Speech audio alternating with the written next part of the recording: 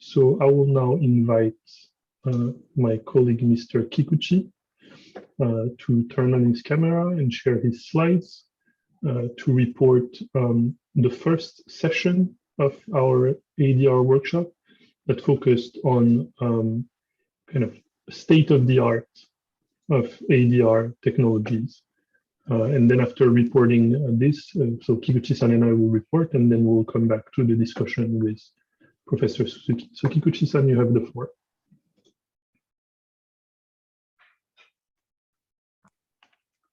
Okay, thank you, Quentin-san. Can you see the slide now? Yes, perfect. Okay. So now, let me start the reporting now. Just a moment. And now I would like to report the result of the session 1 of the private ADR workshop. First of all, I'd like to make some self-introduction. My name is Koichi Kikuchi. As Suzuki-sensei introduced me, my main job is JAXA. I'm working for JAXA's legal section. And also, I'm working at part-time lecturer of the Graduate School of Public Policy at the University of Tokyo, and also working for the Keio University's Space Law Center as a researcher. And I'm joining this project as a visiting researcher of the Institute for Future Initiatives of the University of Tokyo. So today I simplified my affiliation. Then this is a background of the session 1. As Kanta-san and Suzuki-sensei explained, in November 2021, last year, the guidelines on a license to operate a spacecraft performing on-orbit servicing were released in Japan as the rules for the on-orbit servicing, in short, OOS missions. The guidelines consist of legal, technical, and organizational requirements. The guidelines cover active-debris removable ADR, in short, missions, because ADR is recognized as one of the on-orbit servicing missions. And on-orbit servicing missions are thought to be beneficial for the sustainable space activities in the sense that these missions can extend the lifetime of a spacecraft or mitigate space debris. At the same time, there are risks inherent to the on-orbit servicing missions from the technical, legal, and political viewpoints. The guidelines address these risks, mainly focusing on the rendezvous and proximity operation phases as a common profile of on-orbit servicing missions. The guidelines provide the basic framework of on-orbit servicing missions and employ safety and transparency as the basic principles of on-orbit servicing missions. In this session, with the understanding that there are risks inherent to on-orbit servicing missions, we reviewed the development of major ADR technologies and roadmap and applicability to future missions while ensuring safety and transparency. And one of the panelists explains the relationship between the technology and the norm. And on-orbit servicing and awesome. This is a concept in used in the United States. That means the on-orbit servicing and assembly and manufacturing. They are not necessarily new concepts in the sense that these have been orbital service. There have been orbital servicing missions such as the extravehicular activity, in short, EVA missions for Hubble Space Telescope, and the assembly missions for the International Space Station, ISS. Awesome is a concept which literally has assembly and manufacturing in space within its scope. Some missions are categorized as remote survey or inspection, relocating, repairing, replacing, and recharging. The normal behaviors is driven by a number of factors, including the technical capabilities.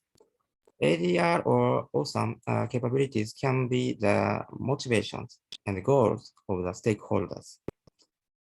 Japan has been the lead in terms of sustainability in space, and Japan can provide a guiding principle for itself and some other countries. However, this panelist pointed out, for other countries, it may not be their guiding principle necessarily, or at least not their main driver. The incentives depend on what are the barriers, what are the costs, what are the risks, what are the political costs. That these panelists, that's what these panelists pointed out. And then private company shared their strategy and the roadmap of ADR technology development. This panelist pointed out the idea of on-bit servicing is not new one, but it's been basically done as government activity. It has not been done much as the private sector and certainly not as a repeatable business case. The concept of this company's servicing is to be done frequently, safely, and inexpensively as a private company activity. Then no commercial industry is built on single use and disposal. Every type of industry in general, in terms of technology and manufacturing, is built on a value chain that has R&D and testing, sales, operations, and then post-sales services. This company is willing to create a large ecosystem in space like automobile, aircraft, or marine. Our country, one country doesn't own a monopoly on the regulatory environment, the technology, personnel, or funding. That's why this company has a global footprint. They can access global technology base and workforce and work with governments, regulatory agencies, and international groups to drive the standards and norms around the world. This company has 4 different on-bit servicing business lines, including ADR. They use a lot of the same technology they are developing for the 4 business lines, while the capture mechanism is different. They needed to use a robotic arm rather than a magnetic capture capability, as these are not prepared before launch. These business lines are at the entry point to a much larger servicing industry in orbit that will drive the orbital economy. They recognize the importance of policy development to this ecosystem, which will not be successful without both technology and policy development. Then another country also shared their strategy and roadmap. This company succeeded in the life extension mission in GEO or Earth orbit, geosynchronous Earth orbit. In one case, the servicer satellite docked with a client satellite, which was drifting in the graveyard, so-called graveyard orbit. They moved it and dropped the inclination, the angle of the orbit, and relocated it to the new operational slot. The servicer satellite captured the liquid apogee engine of the client satellite. Another case was docking with the broadcasting satellite in operation. They succeeded in taking over the station keeping and the attitude control of the client satellite during the broadcasting. Actually, it broadcasted the soccer game, the playoffs, a very important game, so that's a very sensitive, important mission. And currently, they have these 2 satellites on orbit, which have 15 years of lifetime design life. This company has a sensor technology suit to be able to circumnavigate, characterize the client before attempting a docking. They are planning robotic missions that are applicable to the missions in lunar and cislunar space as well. The panelists pointed out like that we can have norms of behavior, but the government have their incentive in safety of operations. Private company may have another motivations. We need to see a return on investment that is the expectation of their stakeholders and shareholders. As for the GEO, there are high value assets of the national security and defense. We see the value in that, and there's something there from return. To incentivize people to clean up their own trash, and if they are not willing to clean up their own trash, they might be willing to clean up someone else's trash that is the greatest threat to their operations in LEO and MEO. Such segmentations of problem might work. This is a suggestion from this panelist. An expert of space technology shares views on the challenges of ADR technologies. In developing the norms for the or the guidelines, how that goes is very much affected by who's involved and what's involved. Government discussions may be different from industry discussions. If they are not just the suggestions but require the commitment, we have to consider an effective way to develop them, these norms and guidelines. Another important point is thinking of the big picture. We have to think what is really going on and what kind of debris mitigation or what kind of active debris removal have an effect. What makes difference and what kinds of parameters will affect the effectiveness of active debris removal. And there is, for example, a big interaction between the success rate of post-mission disposal and the overall effectiveness on the environment of active debris removal. There's a discussion on how effective the debris mitigation is in terms of space traffic management, in short, STM. We need to understand what is actually effective when we consider space sustainability in order to figure out what policies, what norms we should focus on. We need to keep in mind to frame this whole problem. And then from the technical viewpoints, we have a lot of unknowns when dealing with potentially removing upper stage. Do you know what's in it? Do you know how stable the structure is? Handling that property can lead to a disaster. It's an issue of reliability. That's what these panelists pointed out. Then these are the findings. Firstly, the normal behaviors is driven by a number of factors. The technical capabilities are among these factors. Then the technical capabilities necessary for ADR have been acquired through the technology development, mainly conducted by the private companies. And some of them are demonstrated in orbit. ADR technology includes adapters and graphing fixtures to use existing structure of the client object as a receptor. I explained about the thruster of the client satellite. I mean, in that case. These technologies will reduce the costs and risks in the early stages of on-orbit servicing missions. The sensor technology is also important for safe operation. ADR missions can be discussed in the context of on-orbit servicing mission, where the safety and the transparency will be important principles so as to contribute to the safe and sustainable space activities.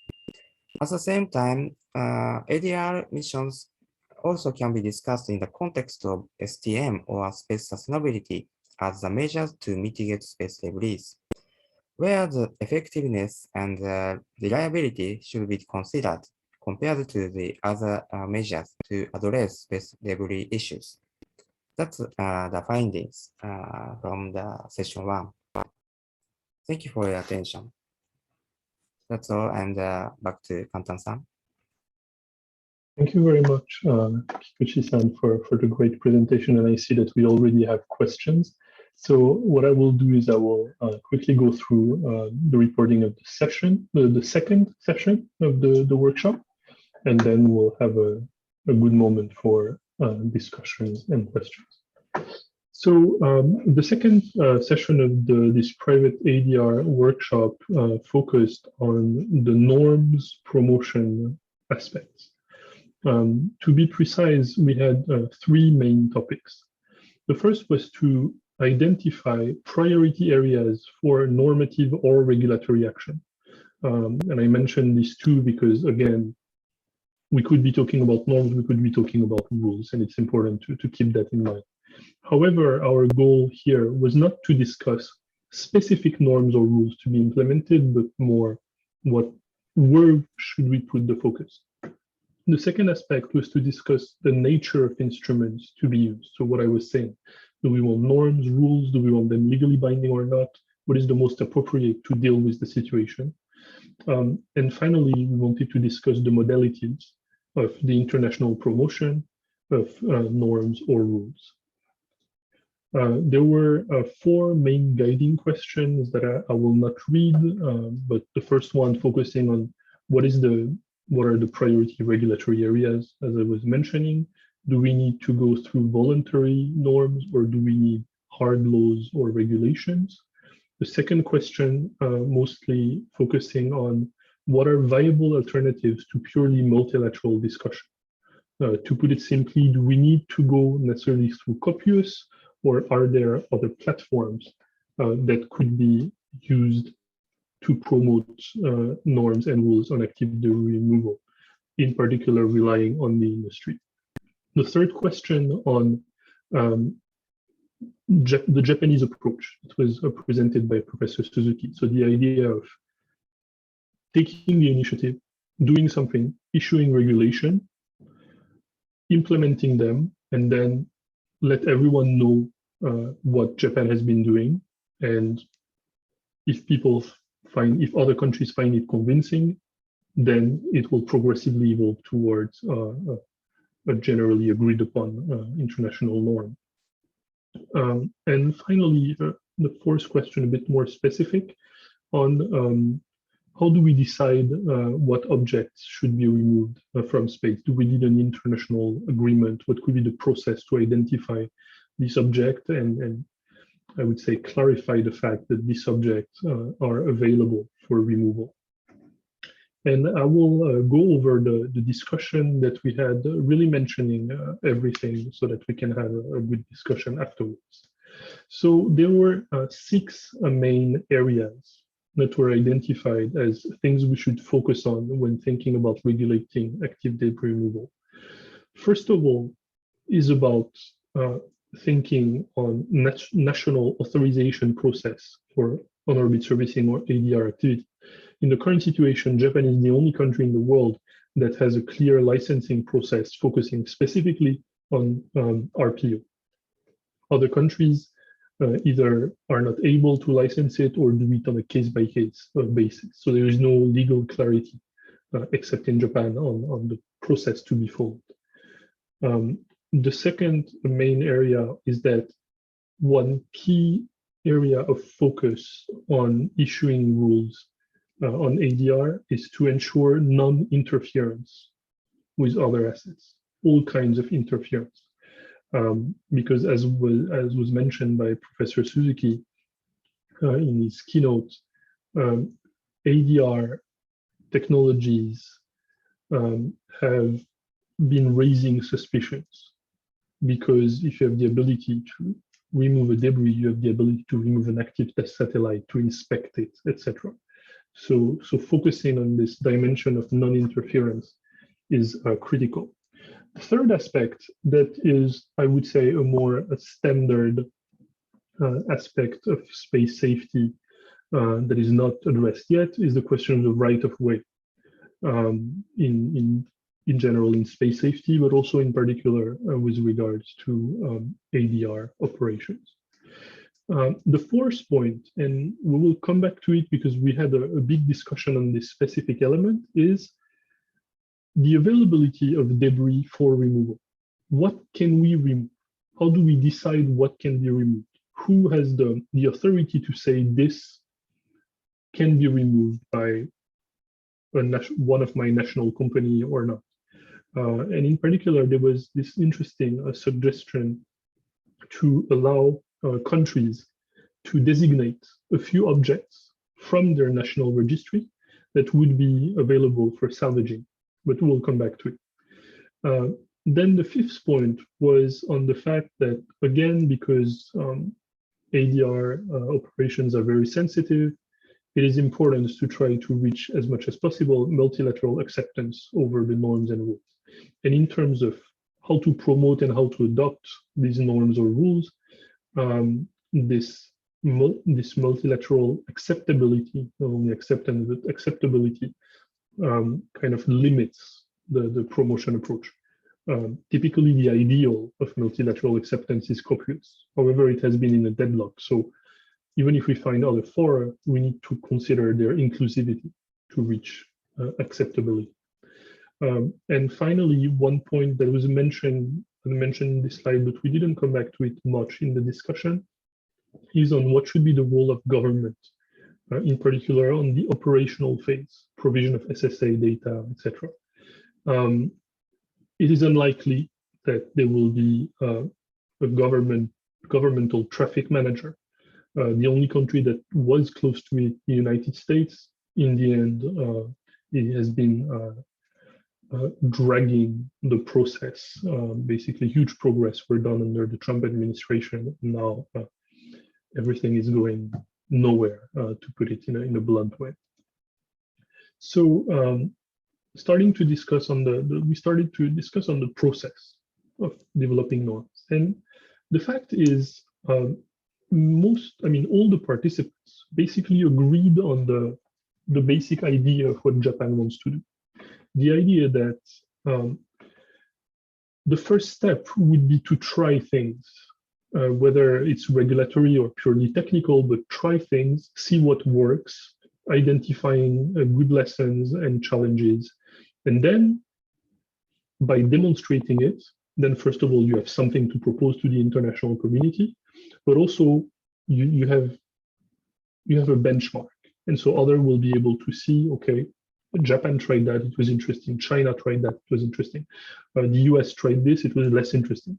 And then we can progressively reach some kind of agreement, at least among big powers or like-minded countries on rules for active debris removal. And one example that was given was the fact that some countries are actually trying to do something in terms of ADR. China already did it recently by removing a debris from the geostationary orbit. And soon Japan with the CRD2 mission, so JAXA and Astroscale, and Europe with the ClearSpace 1 mission funded by European Space Agency and developed by ClearSpace, the startup, will be interesting sources of pragmatic approaches and lessons on how to conduct active debris removal without increasing the perception of threats around the world. So the first bullet is more on technical aspect, but also learning on regulatory framework. So for now, only Japan, as well as industrial practices. Groups like Confirms have been doing an amazing job trying to gather the thoughts of the industrial community and their best practices. And as I was saying, if you arrive in international negotiation, international discussions, having tried things, it gives you a leverage. A leverage both in the sense that you have credibility, but also you can say, I already have a very well-established framework that works. I don't want to change it. And I have demonstrated that it works, so let's try to align as much as possible with what I have proven. Second aspect is, the second step, is the promotion itself. So as I was saying, copious is the natural and ideal option, but very unlikely to produce results. Russia has been blocking a lot of the discussion for a long time, and we can guess that with the current tensions between the West and Russia, the situation will definitely not improve not only in COPUOS, but in various multilateral platforms. China, however, is showing interesting signs towards their willingness of having good practices on orbit servicing and active debris removal. And a good alternative to international fora like COPUOS would be non-government fora like COMFERS. And finally, so step one, you demonstrate things that work in various countries. Step two, you try to reach convergence at international level. And then step three, you promote implementation at domestic level, because to put it simply, that is what matters in the end, because that's the only really enforceable way of dealing with ADR. Sorry, slide issue. Yeah. The second point that I was mentioning, so we discussed on what to remove.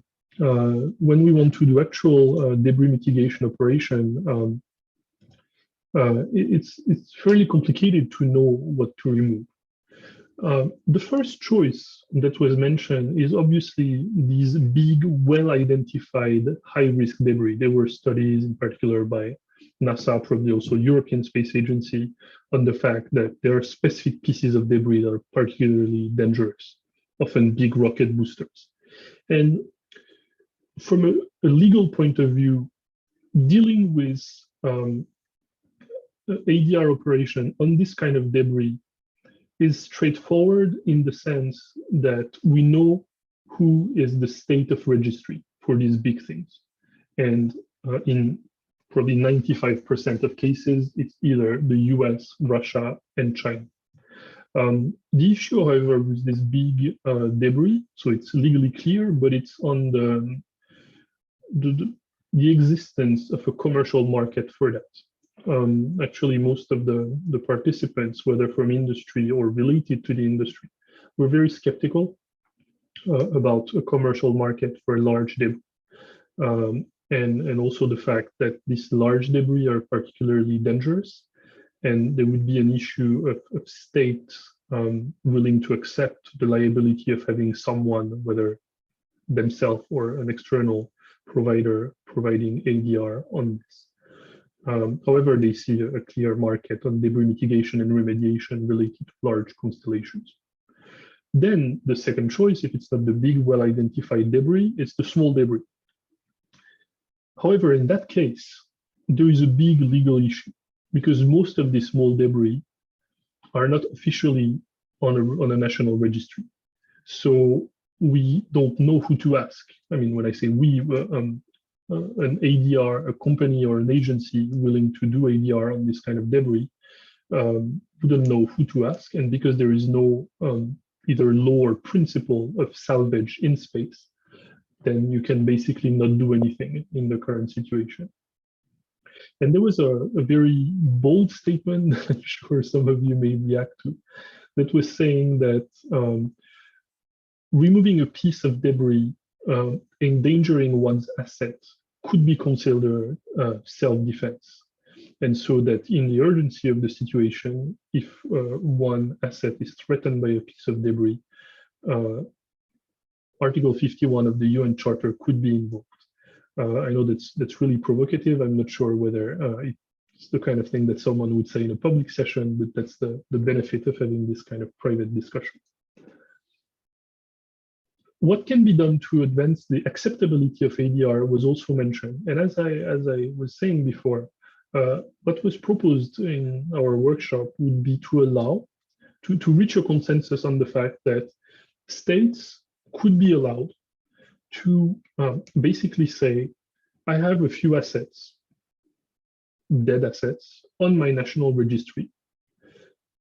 I make them freely available for ADR by anyone. Anyone can come and take them, but I will not be liable if there is a problem. And this is actually a big point. And in the current legal system, state cannot just say, I don't want to be liable anymore for that. But that would be an interesting way to progressively empower ADR businesses or test ADR technology, having objects that are clearly labeled by big state, let's say Russia, China, US, as you can go and grab them if you want. But if there is a problem, it's your responsibility, not mine. It would help also build trust and transparency. And that was a very interesting point, I think.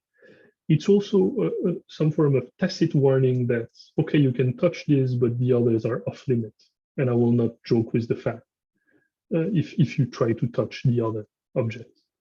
A symbolic practice that was mentioned would be to show the, how can I say, the absence of threats from ADR to have international operation. For instance, Japan being allowed to remove an American company being allowed to remove an American debris or conversely. And it would also contribute to the procedural diffusion of norms through joint projects. Now, I will accelerate a little bit. What are the, we also discussed, what is the direction of debris remediation? And what is the overall stance, even if it's not necessarily public, but of major space powers, because we had representatives from these countries. So option one would be countries willing to clean up space regardless of others' behavior. And option two would be, I do not take the responsibility for other of this public service, because it's costly, because there is liability involved. And so we asked them frankly, what do they think about the stance of major countries or major entities for that? The opinion from Europe was that Europe would be willing to take option one and is actually invested in option one. And that's why you have the ESA Clear Space program and also the idea to develop OOS and ADR guidelines. Japan is still at an inconclusive state. In the sense that there was no clear governmental discussion on why ADR is really needed.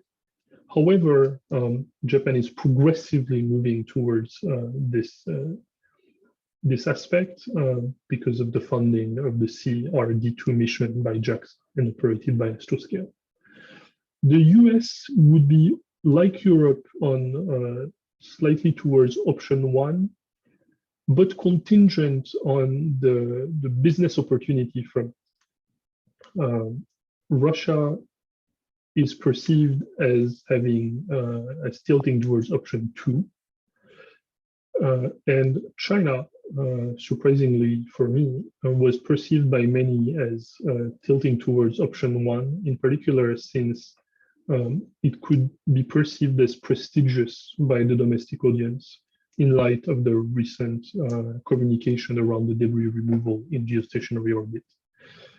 Thank you very much for your attention. And now let's have a discussion. I saw that there were questions in the chat, so I will encourage Professor Suzuki and Mr. Kikuchi to turn on their camera, and I will read the questions.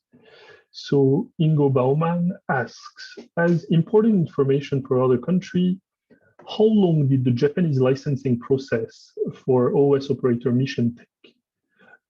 What was the staff effort on the regulatory side, and how long did it take to develop the concepts and the guideline that we're hearing about? So a few different questions. Who would like to take this one? I will take. Okay. That. Yes. Yes. Thank you for your question. That's very important.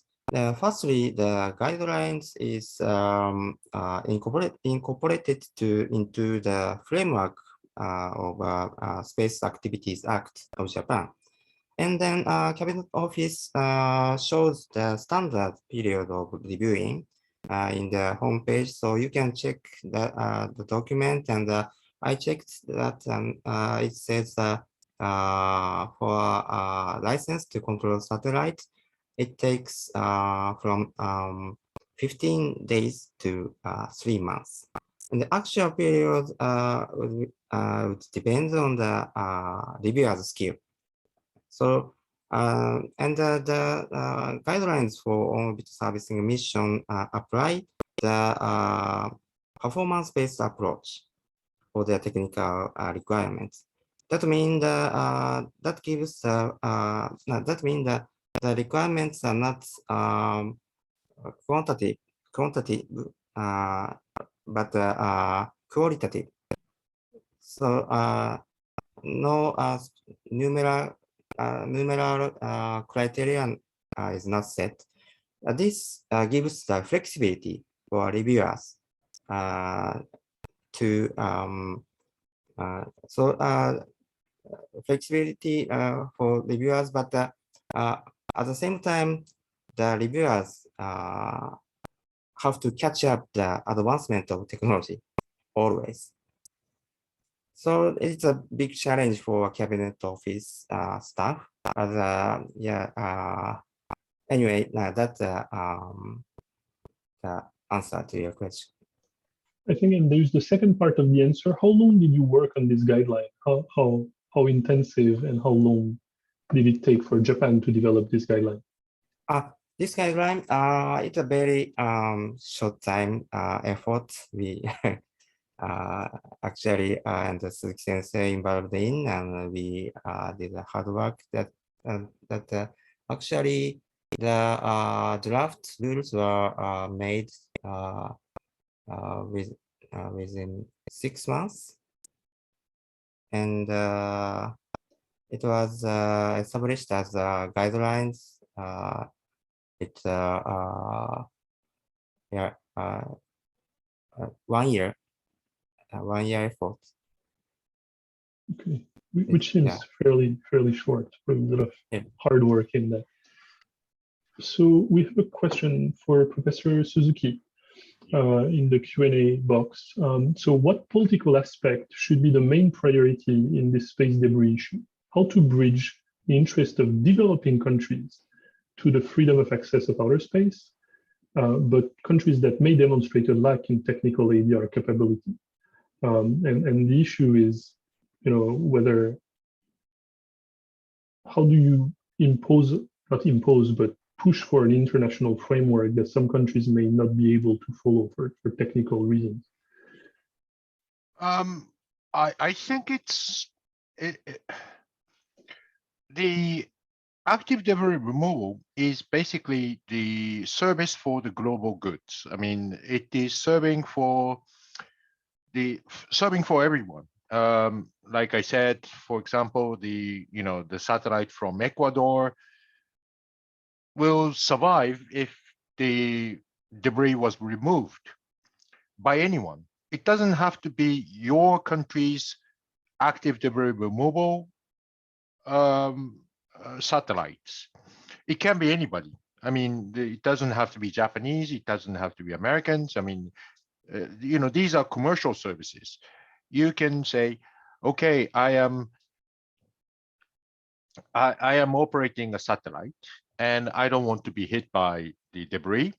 And there's a large debris, which is sort of in the same orbital heights.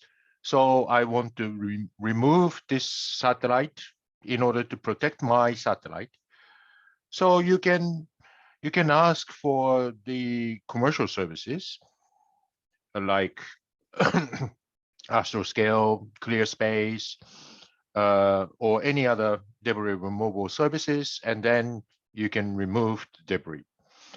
So I think it is more concerning for the developing countries that there is, the large number of debris and spacecrafts available, and these are congested. If the orbital environment is congested, then it's not good for anyone who wants to launch satellite and who wants to use space. And who is going to remove satellite is not extremely important, because at the end of the day, it is better that debris are removed. If the number of debris reduces, then it's good for the international community to use orbital environment, the space.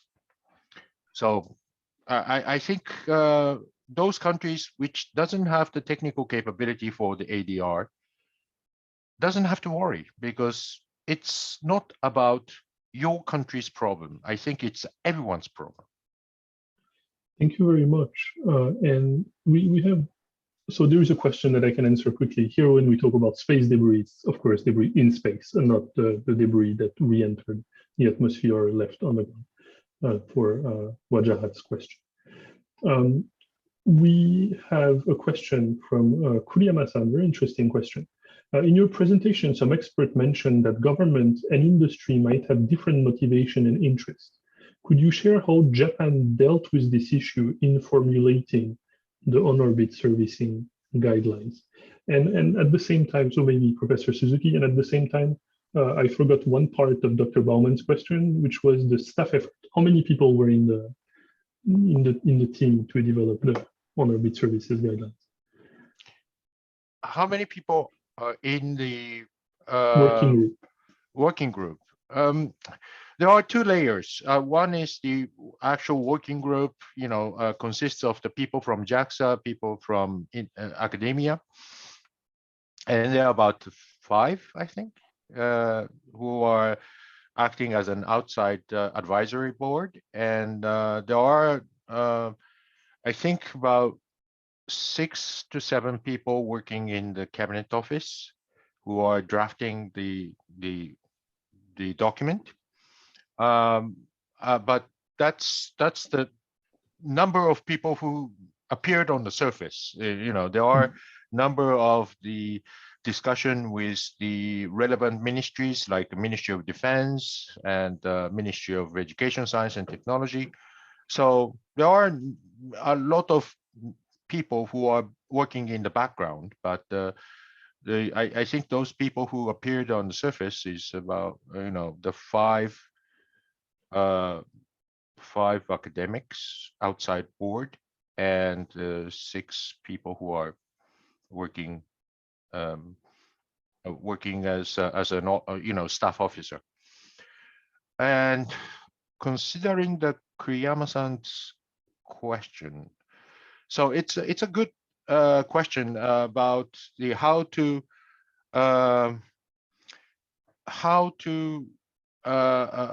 sort of synthesize the interest and motivation between the government and industry. I think this is a question of the regulatory issue. The industry needs a regulation. The regulation makes industry work better, because if you don't have the licensing framework, you won't get the license. If you don't have a license, you can't launch the satellite. So having the regulation on the licensing is extremely important for the industry. So regulation may constrain the activities of private industry, but even so, the private industry wants to have the regulation, because otherwise you will not have the license. So there are same motivation of establishing the regulation. The problem is how to regulate. So to what extent the government controls the behavior of the private company. That's the key issue, and I think there is a discussion and negotiation between those two to make the sort of an appropriate position between the company's interest and the government's interest. And in that sense, I think what Kikuchi-san was mentioning, the fact that the requirements are performance-based, go in this direction. The government indicates what is the ideal to be achieved, and how it is achieved is up to the company and their business model, etc. Exactly. So we have basically 1 minute left, and I would like to ask Suzuki-sensei for a few words of closing, but I think we can go over a few minutes because we have again an interesting question from Dr. Bauman on how did you involve the space insurance market regarding third-party liability insurance for an orbit service? Probably Kikuchi-san Okay. May I answer this? I will take that question. Thank you for your question. And as for the launching rocket, in the framework of Space Activities Act, the applicants have to purchase insurance for their launch to cover the third-party damage. But as for the satellite control license, the applicant don't have to purchase such license for to cover the damage in orbit or on the ground. And also, as for the orbital servicing, we don't require the applicant to purchase the insurance. And the idea is like that. If you want to conduct on-orbital servicing, okay, you can do, but please ensure safety and transparency. That's my idea. Is that answer to your question? Safety is first, not insurance first. That's my Thank you. Thank you very much. So Suzuki-sensei, you have the final words. Right. So I'll just make it quick. Thank you very much for Kantan for organizing this, and Kikuchi-san for reporting the private session. I think we are coming to a sort of a very high standard of the study on the legal, technical, and the economic aspects of the on-orbital servicing and activity removal. And I think Japan is now taking the lead internationally, and there are always a chance that Japan, in my opening remarks, that Japan being the leader and the norm entrepreneur to spread the idea around and to make the to set up the new norm. So I hope that our research activities can contribute to the further development of this norm entrepreneurship, and to reach to the tipping point for convincing other countries. And I think we have a golden opportunity to have this open-ended working group, which is established under the auspices of United Nations, and hopefully that because the debris removal is everyone's interest, and it serves for everyone, not only for Japan, but also for the allies, but also for the enemies, for the developing countries. No matter what happens, reducing the number of debris is the imminent importance of today's sustainable use of international space environment. So I hope that this workshop and our presentations will give you some tips of understanding what's going on, and I hope that it will spread the norms further for so you'll be the agent for the norm distribution and norm cascade, so that we can achieve the internalization of norm quickly through these activities. So thank you very much for coming, and I wish this session and this workshop was useful for everyone who is listening. Thank you.